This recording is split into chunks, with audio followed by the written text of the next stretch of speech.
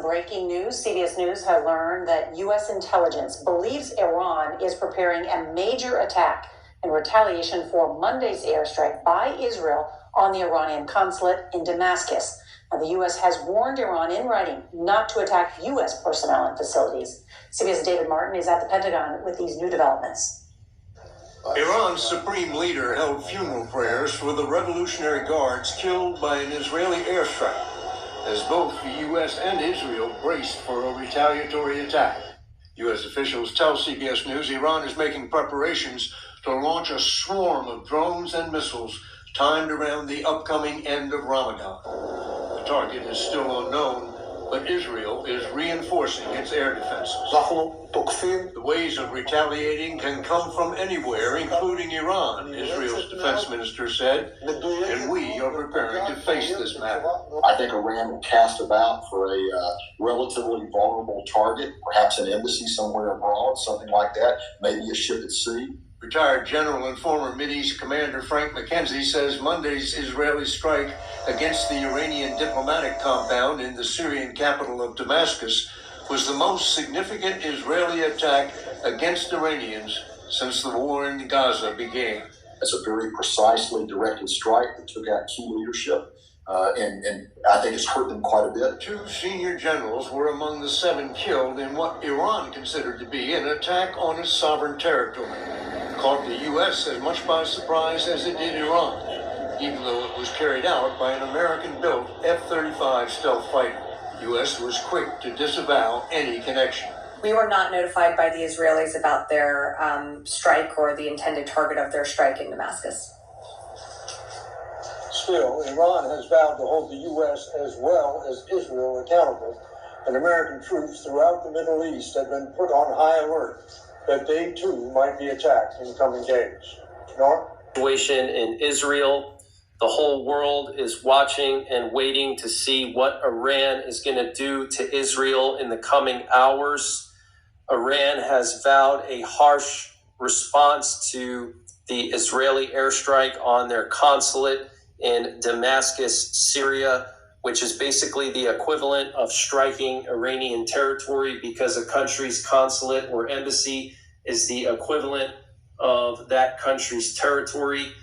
And we have senior Israeli officials saying that the Iranian response could occur tomorrow. And I want to remind you guys that there's a 7-hour time difference from Israel. So it's actually morning time already in Israel right now.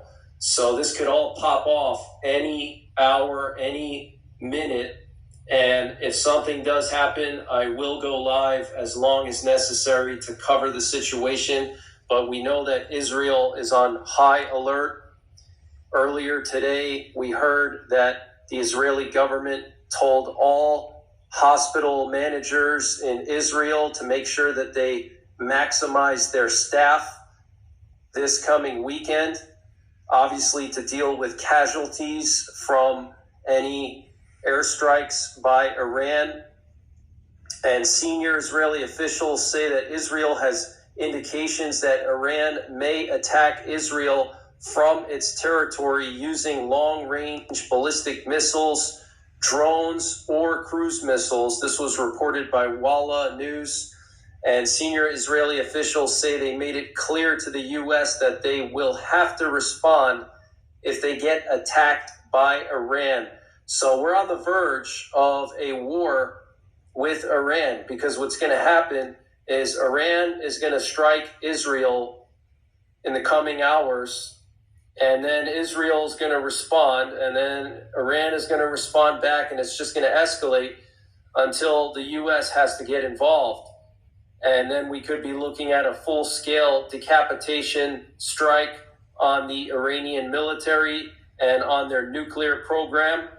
And Iran signed a defense agreement with Russia, so then Russia could potentially get involved and defend Iran, and that could kick off World War III.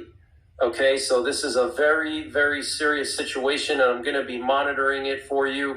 And like I said, when this all happens, I will go live. So make sure you're subscribed. Hit the notification bell down below so you get notified when I do go live.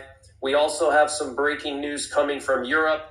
Apparently, Britain, France, and Northern European countries are preparing to send troops to Ukraine. And this was stated by the U.S. State Department consultant Edward Lutwak in a column for Unheard Portal. In his opinion, NATO countries will soon have to send troops to Ukraine anyway. Otherwise, the alliance will be forced to accept a catastrophic defeat. And I've been saying for weeks now that the Ukrainian front lines are on the verge of collapsing. Okay, Russia has been spending the last year mobilizing and preparing for this new offensive, while the West has been dilly-dallying and they haven't been giving Ukraine what they need to win. At the appropriate times, they haven't gotten what they need. That's why the counteroffensive has failed. Russia is in a wartime mode. They're devoting 30% of their budget to their military. This is serious, guys, okay? So very serious. Looks like NATO countries, Britain, France, and Northern European countries are preparing to send troops into Ukraine, okay, because Russia's about to break through the lines and they could push all the way to the Dnipro River and basically take the entire eastern half of Ukraine. And apparently the strike by Israel on the Iranian consulate in Damascus was viewed as an attack on Iranian soil. And as a result, any retaliation would be likely to come from Iran itself rather than Iranian allies, according to a person associated with Hezbollah. This was reported by the Washington Post. Here, this is a Russian nuclear exercise, in the thick of all of this military activity in Eastern Europe. The Russians, look at this convoy of strategic forces. I'm in the way here, couldn't see it, but it's a very extensive convoy of military vehicles that are out there right now doing these drills at night that simulate how they're going to fight and win a nuclear war. Today, the Russians vetoed an attempt to sanction North Korea's nuclear program once again. So North Korea is now they're a nuclear power, and there's nothing we can do about it.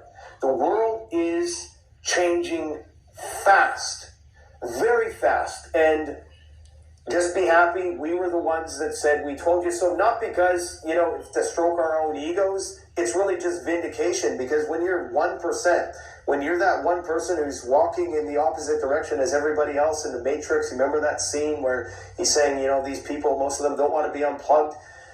You got to kind of give yourself a pat on the back every once in a while just to know that you're on the right track. And I know 99% that I am on the right track, man. And everything, viscerally in my being is saying that the decisions that I've been making for the last 5 years, I've used my time well. And anybody who has a homestead, anybody who is out there just learning how to live with less is making the right decision, okay? Everybody who starts a prepper ends up a farmer at some point in time. The Russian church is declaring a holy war. This is big. Patriarch Kirill, the top guy in the Russian Orthodox Church, said the following: from a spiritual and moral point of view, the special military operation is a holy war in which Russia and its people are defending the single spiritual space of Holy Russia. The document released on Wednesday said under the heading of Special Military Operation, which is the official Kremlin term for the invasion. It went on to claim that the war had the goal of protecting the world from the onslaught of globalism and the victory of the West, which has fallen into Satanism. Okay?